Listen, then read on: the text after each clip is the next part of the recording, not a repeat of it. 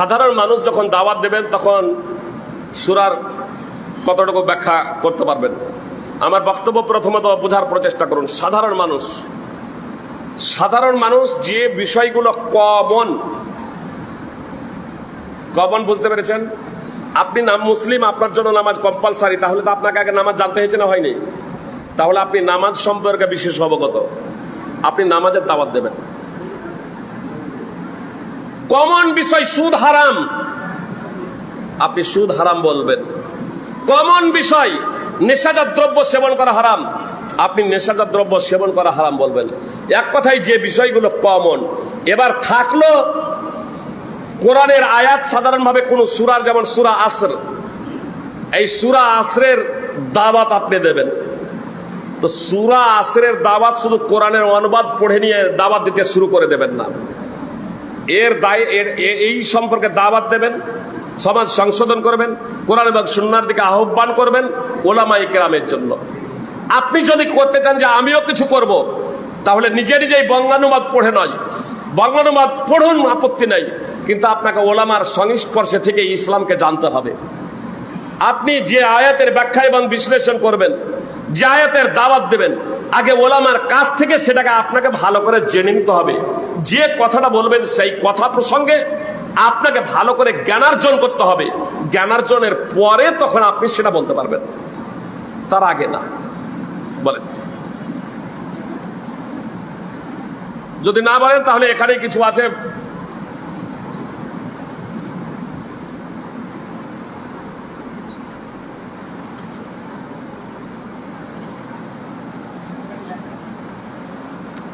মৃত ব্যক্তির নাম মসজিদের মাইকে প্রচার করা যাবে কি জন্য করবেন?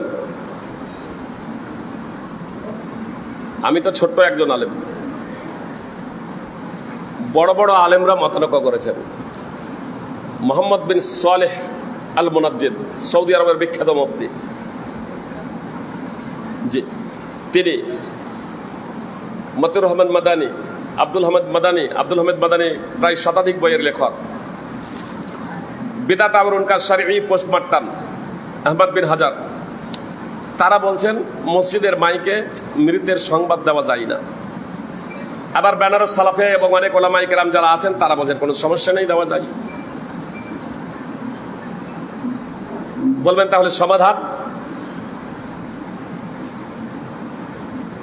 মাইয়াতের সংবাদ মসজিদেও দেওয়া যায়, মসজিদের বাইরেও দেওয়া যায়। প্রথমত কমন কথা বুঝতে পেরেছেন? মাইয়াতের সংবাদ মসজিদেও দেওয়া যায়, মসজিদের বাইরেও দেওয়া যায়, কোনো সমস্যা নেই।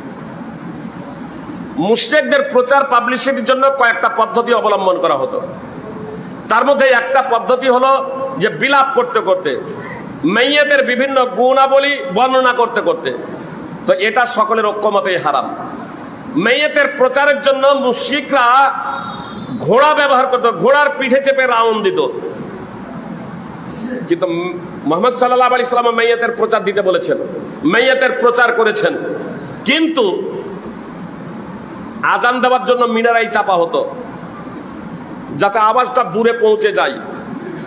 ঘোড়া ব্যবহার করা হতো না, কিন্তু মিনারাই চাপা হতো যাতে আওয়াজটা পৌঁছে যায়, যেটা আজকে আমাদের মাইকে করা হচ্ছে। মাইয়াতের সংবাদ দেওয়ার জন্য না ঘোড়ার পিঠে চাপা হয়েছিল তৎকালীন, আর না মিনারাই চাপা হয়েছিল। যেমন আজকে মাইক ব্যবহার আমরা করছি প্রত্যেক মানুষের কাছে যাতে আওয়াজ পৌঁছে যায়। তখন যদি ওই মিনারাই চেপে যদি ঘোষণা দেওয়া হতো মাইয়াতের, তাহলে সকলের ঐক্যমতে এটাও জায়েজ হয়ে যেত। বুঝতে পেরেছেন? কিন্তু মাইয়াতের সংবাদ দেওয়ার জন্য মিনারাই চেপে আওয়াজ দেওয়া হতো না। তাহলে সংবাদ কি করে পাবে? কি বলছেন, সংবাদ কি করে পাবে? আচ্ছা বলেন তো, জানাজার নামাজ ফারজে কিফায়া না ফারজে আইন? সমস্ত মুসলমানকে পড়তে হবে না, কিছু মুসলমান আদায় করলেই তা হয়ে যাবে? 24 ঘন্টায় দিনে রাতে 5 ওয়াক্তের নামাজ, একটা কবর খনন করতে কয় ঘন্টা লাগবে? ফজরের নামাজের পরে যদি মারা যায় তাহলে জোহরের আগে মাটি হবে তো, না জোহরের পরে? যে একটাও আমরা দিয়েছি?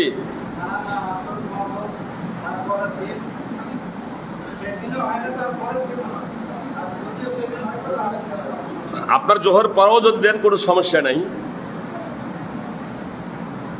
তো জোহরের পর ফজরের পরে সাধারণত মাটি গেলে সকালে মানুষ যদি মারা যায় তাহলে জোহরের পরে মাটি, জোহরের পরে যদি মারা যায় বা জোহরের আগেও যদি মারা যায় তাহলে আসরের পরে মাটি, তাই তো? মানে একটা নামাজ আমরা পাচ্ছি মাটি দেওয়ার জন্য। তো আমরা সবাই যদি নামাজি যদি হতাম আর কেউ যদি মারা যেত, এবার মনে করেন কেউ মারা গেছে, ইমাম সাহেব নামাজ পড়ালেন, নামাজ পড়ার পরে বললেন উমুকের জানাজার নামাজ হবে, যেমন মসজিদে নববী এবং মসজিদে হারামে প্রত্যেক নামাজেই নামাজের পরে পরে ঘোষণা হচ্ছে মেয়েদের জানাজার নামাজ হবে, লাখ লাখ মানুষ নামাজ পড়ছে। তো এখানে যে নামাজগুলো পড়ছে তার থেকে বেশি নামাজি লোক নামাজ পড়তো না জানাজার। সমস্যাটা হচ্ছে সিংহভাগে আমরা বেনামাজি। নামাজ পড়তে আসলে জানতে পারতো কি পারতো না? যেমন এখন কমন বুঝার চেষ্টা করুন বিষয়টা।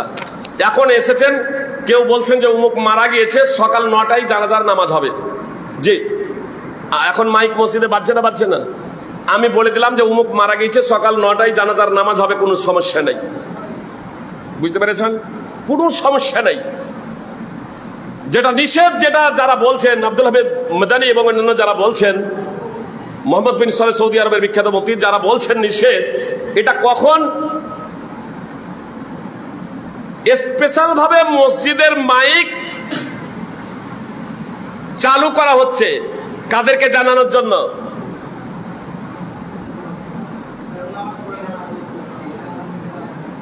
যারা নামাজ পড়তে আসেনি তাদেরকে। নামাজ পড়তে যারা এসে তারা তো জেনে যাবে। যারা নামাজ পড়তে আসেনি তাদেরকে জানানোই হচ্ছে ওই মাইকের মূল লক্ষ্য এবং উদ্দেশ্য। হ্যাঁ, লোকজন প্রচুর আছে। আবারও শুনুন, লোকজন মসজিদ ভর্তি, প্রথম তলাও ভর্তি, দোতলাও ভর্তি, 3 তলাও ভর্তি মসজিদ। আপনার বক্সের মাধ্যমে ইমাম সাহেব ইমামতি করছেন, মানে লোকজন প্রচুর। তো ওই বক্সের মাধ্যমেও যদি মাইকে যদি ইমামতি করছেন, আর মাইকেই যদি বলেন যে উমুকের ইন্তেকাল হয়েছে, তার জানাজার এতটার সময় হবে, তাহলে কোনো সমস্যা নাই। কিন্তু নামাজ পড়ছে মুখে আর মাইকে ঘোষণা দিচ্ছে উমুকের নামাজ হবে এতটাই, এই জায়গাটাতে আপত্তি। বিষয়টা বুঝে এসেছেন আসেনি? আরো কমন জেনে রাখেন যে বেনামাজি যদি আপনার জানাজার নামাজ পড়ে কি লাভ হবে বলেন তো? বেনামাজি জানাজা পড়ে বেনামাজি নেকি পাবে? আসরের নামাজ হচ্ছে, মনে করেন একজন বিশিষ্ট লোক মারা গিয়েছে, বলা হয়েছে আসরের নামাজের পরে তার জানাজার নামাজ হবে। 5000 লোক জড়ো হয়েছে, 100 জন লোক মসজিদে, ইমাম সাহেব 100 জন লোককে নিয়ে নামাজ পড়ছেন, আর বাকি 4900 জন লোক বাইরে দাঁড় হয়ে আছে যে ইমাম সাহেবের নামাজ শেষ হবে তো লাশ বের হবে, তাহলে আমরা জানাজার নামাজ পড়বো। ওই দিনও আর আসরের নামাজ তারা পড়ে না। আসরের নামাজ ছিল কম্পালসারি, জানাজার নামাজ কম্পালসারি সকলের জন্য না। তারা যদি জানাজার নামাজ পড়তে না আসতো তাহলেও তাদের বিন্দু মাত্র পাপ হতো না। আসরের নামাজ ছেড়ে বাইরে দাঁড়িয়ে আছে, পাপ হচ্ছে না? হচ্ছে না। তারপরেও তাদের অন্তরে ভয় নাই। তাহলে কিসের ভয় এসেছে জানাজার নামাজ পড়তে? আল্লাহর নেকির উদ্দেশ্যে। কিসের জন্য? মুহাম্মদ সাল্লাল্লাহু আলাইহি সাল্লাম বলছেন, মুহাম্মদ বিন লাবিদ রাদিয়াল্লাহু তাআলা আনহু সূত্রে বর্ণিত, ইন্না আখওয়াফা মা আখাফু আলাইকুম আশ-শিরকুল আসগার, আমি আমার উম্মতের জন্য সব থেকে বেশি যে বিষয় ভয় করি তা হলো ছোট শিরক। সাহাবা ইকরাম বললেন, আল্লাহ রাসূল ছোট শিরক কি? তো আল্লাহ রাসূল সাল্লাল্লাহু আলাইহি সাল্লাম বললেন, লোক দেখানো। ও জানাজার তো নামাজ পড়তে এই জন্যই এসেছে, হয় তার শ্বশুর হবে, অথবা শালা, অথবা জামাই, অথবা তার পার্টনার, অথবা তার মুখ চেনা। লোকে কি বলবে যদি জানাজার নামাজটা পড়তে না যায়? তো ও জানাজার নামাজ পড়তে এসে তো ওই পাপ করছে, তো আপনার কি লাভ? আমি জানাজার নামাজ পড়তে নিষেধ করছি না, আগে নামাজি হয়ে যান, ইমানদার হয়ে যান। সুপ্রিয় ভাই এবং বোন, ইমানদার হয়ে যান, নামাজি হয়ে যান। ফরজ নামাজের পর সকলে মিলে মোনাজাত করার ব্যাপারে বিস্তারিত এও এখন বলতে হবে। এখন তো অনেক মাযহাবী আলেমরাই বলছে যে তার কোনো প্রমাণ নেই, আর যদি প্রমাণ আছে কোনো কিছু নেই, একসাথে হলে হলো। মুহাম্মদ সাল্লাল্লাহু আলাইহি সাল্লাম তার 23 বছর জীবনীতে একদিনও যদি দোয়া করে থাকেন হাত উঠিয়ে, যে হাত উঠিয়ে দোয়া করেছেন, সাহাবায়ে কেরাম আমিন আমিন বলেছেন, যথেষ্ট। এক ওয়াক্তের যদি এটা যদি করে থাকে তাহলে এটা প্রমাণিত হয়ে যাবে। বুঝতে পেরেছেন? এখন ভাইদের দলিল হলো আল্লাহ রাসূল সাল্লাল্লাহু আলাইহি সাল্লাম তো নিষেধ করেননি। এটা হলো তাদের কথা যারা কোরআন এবং সুন্নাহ বুঝে না বা বুঝেও না বুঝার ভান করে। এক শাইখুল হাদিস এই ধরনের একদা কথা বলছিলেন, এক সেমিনারে ছিলাম, অনেক ওলামায়ে কেরাম। তো বলছেন সরাসরি দেখাতে হবে যে এটা নিষেধ, ফরজ নামাজের পরে যৌথভাবে সম্মিলিতভাবে হাত উঠিয়ে দোয়া করা যাবে না, এটা সরাসরি দেখাতে হবে।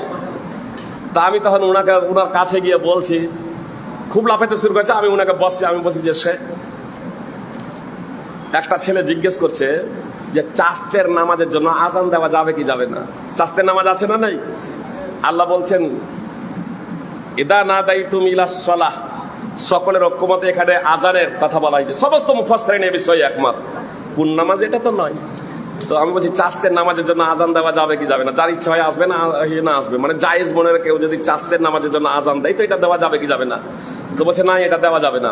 তা আমি বলছি শেখ যদি এখন জিজ্ঞেস করে যে চাস্তের নামাজের জন্য আজান দেওয়া যাবে না, ডাইরেক্ট নিষেধ দেখান, তো এর দলিল বলছে এই বিষয়টা বাদ, এখন এই বিষয়টা বাদ। আমি বললাম শেখ আপনি বুঝে গিয়েছেন, আপনি চুপ করেন, আর না হয় স্টেজে গিয়ে আমি ঘোষণা দিয়ে দেবো। শেখ বলছেন ঠিক আছে, আর কিছু বলিয়েন না। সেদিন আমি সব বলিনি, সেদিন আর স্টেজে আমি বলিনি যে এই হচ্ছে অবস্থা। আপনাদের বলি, আপনারা সবাই জানেন সলাতুল জামাতে তাবদুল সলাতাল ফাদদা বি-৭২ দারাজা। একা একার নামাজ আদায় করার চেয়ে জামাতে নামাজ আদায় করার ফজিলত ২৭ গুণ বেশি। সহিহ বুখারী এবং মুসলিম। মনে করেন আমার বক্তব্যের শেষেই এশার আজান হবে, এশার নামাজ পড়বেন, তারপরে সুন্নাত পড়বেন। তো এশার নামাজ জামাতে পড়বেন, ফরজ নামাজগুলো জামাতে পড়বেন, সুন্নাতগুলো একাই পড়বেন না জামাতে? একা একাই। জামাতে পড়লে ২৭ গুণ নাকি বেশি হবে না? যে আজানের পরেই তো এটা বর্ণনা করা হয়েছে, হাদিস আজানের অধ্যায়ে বর্ণনা করা হয়েছে। কোথাও তো নিষেধ নেই যে সুন্নাতগুলো জামাতবদ্ধভাবে পড়ো না। আমি ওই তাদের মূর্খতা অনুযায়ী এই কথাটা বললাম, কোথাও নিষেধ নেই। অবশ্যই নিষেধ আছে। কোথায় নিষেধ আছে জানেন? যদি সুন্নাতগুলোকে অন্তর্ভুক্ত করতে যাই, সুন্নাতগুলো জামাতবদ্ধভাবে পড়তে হবে, তাহলে সাহাবায়ে কেরাম পড়তেন না? পড়তেন না? যদি ফরজ নামাজের পরে সম্মিলিত দোয়া করাটা ভালো হতো, তবে আল্লাহর নবী সাল্লাল্লাহু আলাইহি সাল্লাম তার জীবদ্দশাতে একদিনও করতেন না? করতেন না? সাহাবায়ে কেরাম তারা করতেন না? করতেন না? জেনে রাখবেন, চাহিদা, প্রয়োজন, উপকরণ সবকিছু থাকা সত্ত্বেও জীবনে কখনো কোনো কাজ না করা, তো না করাটা হলো সুন্নাত, আর করাটা হলো বেদাত। বুঝতে পেরেছেন? হয়তো বুঝাতে পারলাম না। নবী সাল্লাল্লাহু আলাইহি সাল্লাম এবং সাহাবায়ে কেরামদের আল্লাহর কাছে ক্ষমা প্রার্থনা করার প্রয়োজন ছিল না? ছিল না? উপকরণ ছিল না? ছিল না? দুই হাতখানা ছিল না? ছিল না? এটা উপকরণ। তাহলে প্রয়োজনও ছিল, উপকরণও ছিল। বুঝতে পেরেছেন? তাহলে উপকরণ থাকলো, প্রয়োজন থাকলো, তারপরেও এক ওয়াক্তের জন্যও করলেন না। তো যখন করলেন না, প্রয়োজন, চাহিদা, উপকরণ থাকা সত্ত্বেও, তো না করাটা হলো সুন্নাত, আর করাটা হলো বেদাত।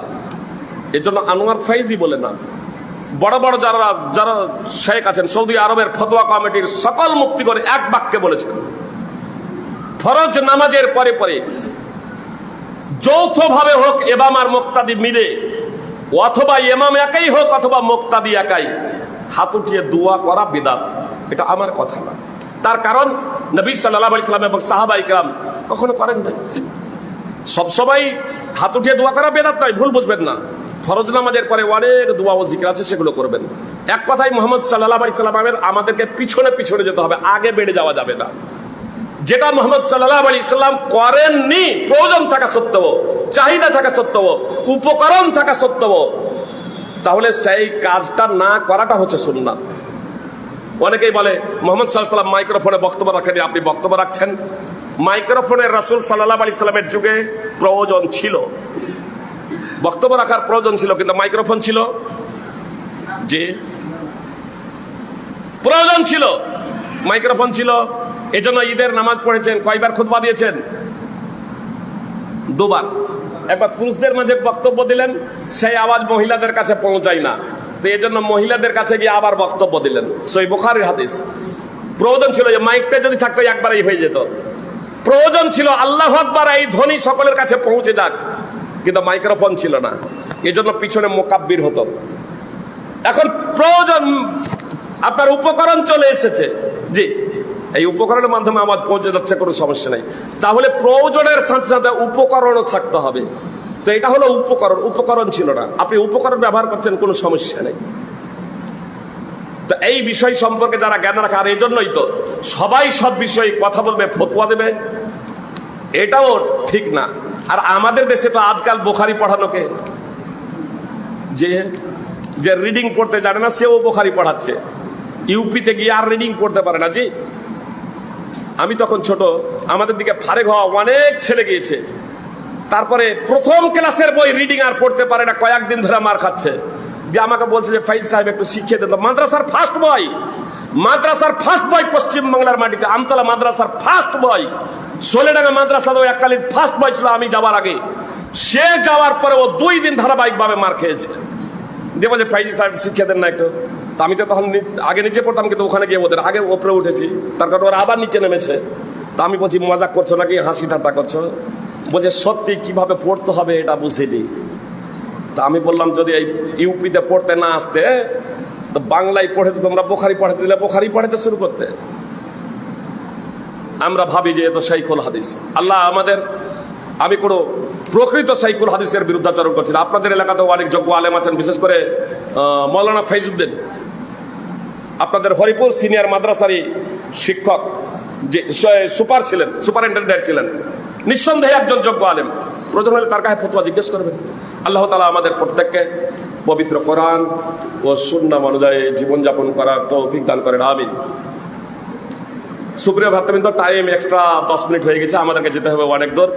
হায়াত বাকি তো মোলাকাত বাকি। আপনাদের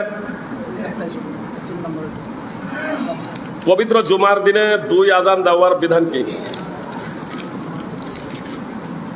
সুপ্রিয় ভাতৃবৃন্দ, প্রয়োজন যদি থাকে সেটা স্বতন্ত্র ব্যাপার। যেটা মসজিদে ডবল আজান যেটা দেওয়া হচ্ছে, অনেকেই বলে উসমানের আজান, অবশ্যই প্রয়োজনে উসমান আজান দিয়েছিলেন, বুঝতে পেরেছেন, কিন্তু মসজিদে না।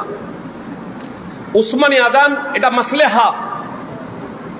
অবশ্য আজকে ঘড়ি ইত্যাদি সবকিছু হয়েছে, যেমন মুকাব্বির আর প্রয়োজন নেই, মাইক্রোফোন আপনার অনুরূপভাবে সেটা প্রয়োজন নাই, 1 নম্বর। 2 নম্বর, তারপরেও কেউ যদি উসমানের পদ্ধতি, উসমান রাদিয়াল্লাহু তাআলা আনহুর পদ্ধতিতে আজান দিব মনে করেন, তাহলে কোথায় দিতে হবে জানেন? চুয়াপুর বাজারে যদি মসজিদ না থাকে, এ মসজিদের আওয়াজ যদি চুয়াপুর বাজারে না পৌঁছায়, মানে যেখানে লোকের সমাগম আছে, যেমন মনে করেন মাঠে কাঠান করছে, মাঠে চাষিরা চাষ করছে, অনেক লোকের সমাগম শুক্রবারও, আর মসজিদের আওয়াজ সেখানে পৌঁছাচ্ছে না, তো লোকজন যেহেতু ব্যস্ত আছে, তো সেখানে গিয়ে যদি আজানটা যদি দেন এই মূল আজানের পূর্বে, তাহলে এটা হবে উসমানী আজান।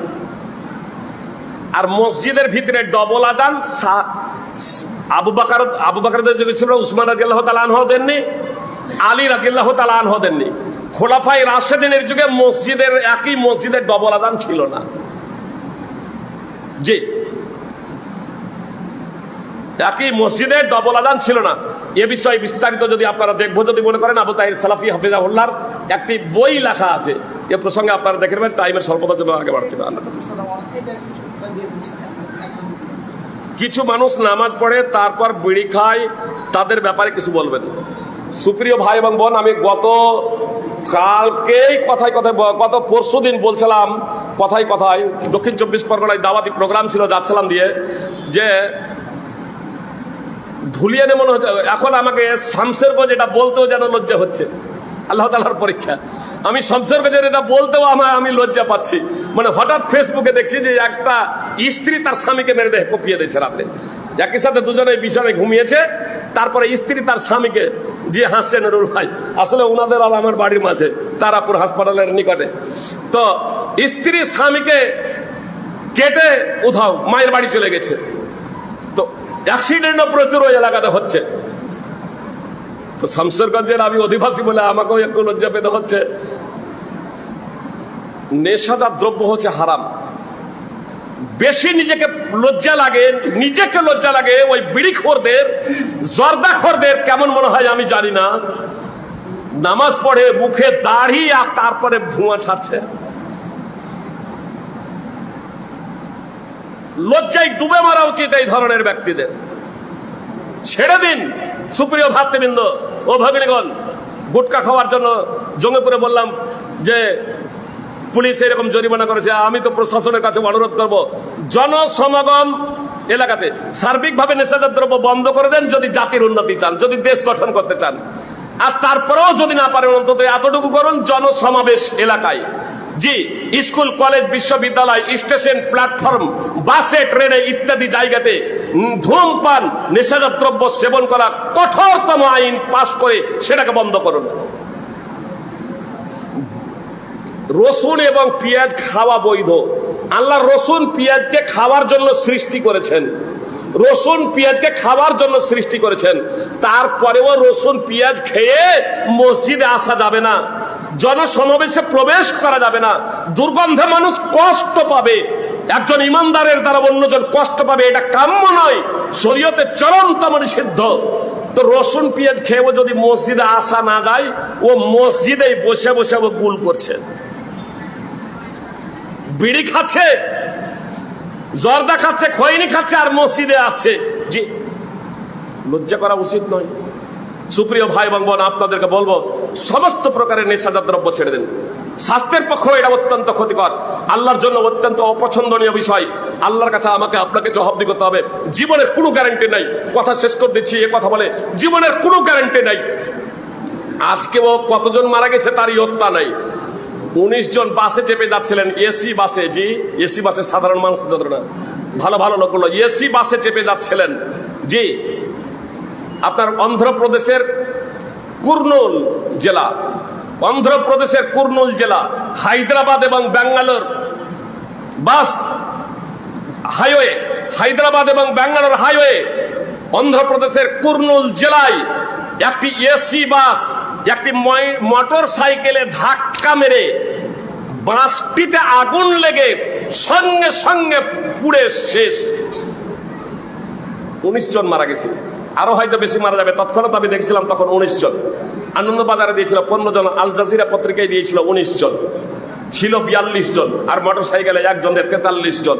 জি সঙ্গে সঙ্গে বাস পুড়ে ছারখার হয়ে গেছে, অনেকেই মারা গেছে। 15 জনকে আহত অবস্থায় উদ্ধার করা হয়েছে, আনন্দবাজার 15 জনকে আহত অবস্থায় উদ্ধার করা হয়েছে, অনেকজন মারা গেছে, মানে ছিল মোট 42 জন, 1 প্লাস 43 জন।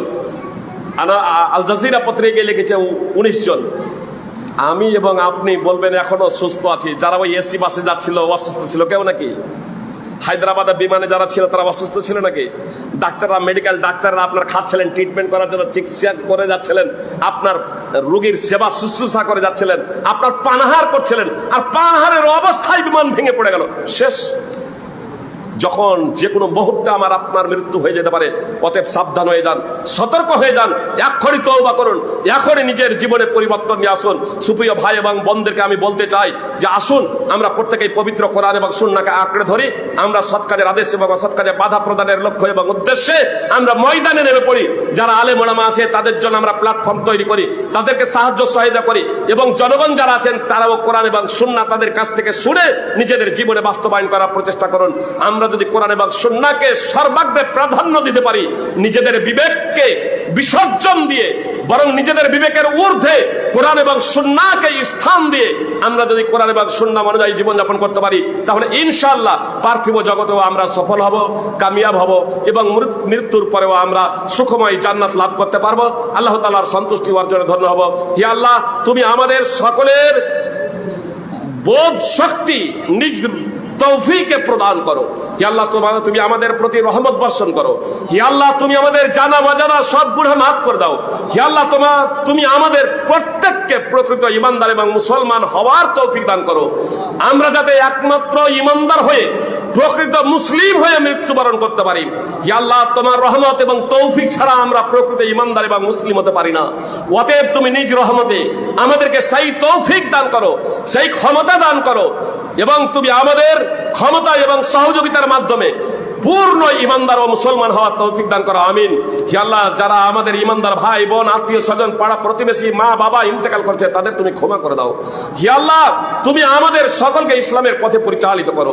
যে ভাইরা আজকের প্রোগ্রামের জন্য সাহায্য সহায়তা করেছেন এবং আমাদের সকলকে আহ্বান জানিয়েছেন, শ্রোতা থেকে নিয়ে আমাদের আলোচককে, হে আল্লাহ, তাদের ঈমানকে তুমি আরো বৃদ্ধি করে দাও, যাতে দিনের কাজ তারা আজীবন করে যেতে পারে। হে আল্লাহ, তুমি নিজ রহমতে কবুল করে নাও আমাদের এই সকলের প্রার্থনা। হে আল্লাহ, আমরা ভিখারি, ভালো করে তোমাকে ডাকতে জানি না, ভালো করে তোমার কাছে প্রার্থনা করতে জানি না। হে আল্লাহ, আমাদের তুমি গুরুচণ্ডাল ভাষাকে কবুল করে নিয়ে নিজ রহমতে তুমি আমাদেরকে নিষ্পাপ করে দাও, আমিন। আকুলু কাউলি হাযা আস্তাগফিরুল্লাহ ওয়া লাকুম ওয়া লিসাইরিল মুসলিমিনা ওয়াল মুসলিমাত। আসসালামু আলাইকুম ওয়া রাহমাতুল্লাহি ওয়া বারাকাতুহু।